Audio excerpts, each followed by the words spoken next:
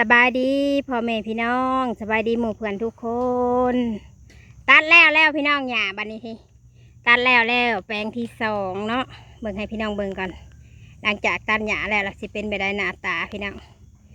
ตัดแล้วสำเร็จแล้วพี่น้องสำเร็จเสร็จสิ้นเนาะส่วนที่สองส่วนอยู่น้ำตกเด้อพี่น้องเด้อมาตัดหย่า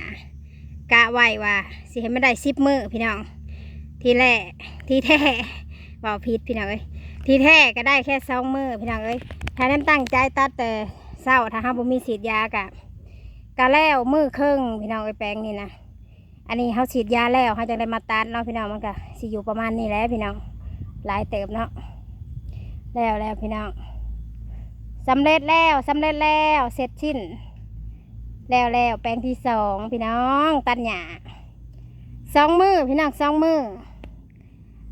เนาะถ้าเข้ามาแต่เช้าเต็มมื้อกับสิบประมาณมื้อหนึ่งพี่น้องมื้อหนึ่งกับครึ่งเนาะแต่ว่าเข้ามาฉีดยาแล้วพี่น้องฉีดยาแล้วให้จังได้มาตัดกะ2 มื้อพอดีพี่น้องแต่มันนี่ก็แล้วนะพี่น้องเนาะสำเร็จเสร็จชิ้นแล้วพี่น้องตัดหญ้าแปลงที่สองแล้วอะไรพี่น้องไอ้พวกให้พี่น้องเบิ่งเนาะตัดหญ้าแล้วกับพี่น้องเบิ่งบัดทีนี้แปลงที่สองนี่บ่อยากงามปานใดพี่น้องต้นทุเรียนบ่อยากงามปานใดเพราะว่าเป็นน้ำดินป่ะพี่น้องต้นบ่เสมอพี่น้องเอ้ยบ่อยากงามปานใดเนาะ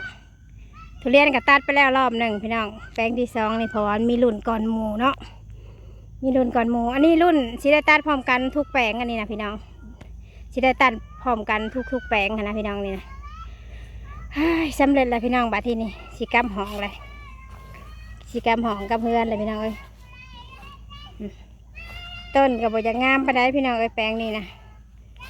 เป็นน้ำดินพี่น้องเอ้ยเป็นน้ำดินเนาะทายากระเถิงพุ้ยกระเถิงต้องเป็นน้ำดินพี่น้องเพราะว่าทุกอย่างเถิงเบิดเนาะพอเบิดเห็นบ่ต้นกับบ่อยากงามปานใดพี่น้องเอ้ยต้นบ่เสมอต้นบ่อยากเสมอปานใดพี่น้องเอ้ยแต่ที่แน่ๆก็ได้หลายเติบอยู่แปลงนี้ก็ได้มีอยู่90 ต้นพี่น้องอยู่ที่นี่แปลงนี้มี90 ต้นเด้อพี่น้องเด้อส่วนน้ำตกแปลงที่สองมีอยู่90 ต้นพี่น้องบ่ถึง100เด้อพี่น้องเด้อบ่ถึง100แปลงนี้ต้นบ่อยากงามปานใดได้พี่น้องต้นบ่เสมอแถวนี้งามอยู่พี่น้องเอ้ย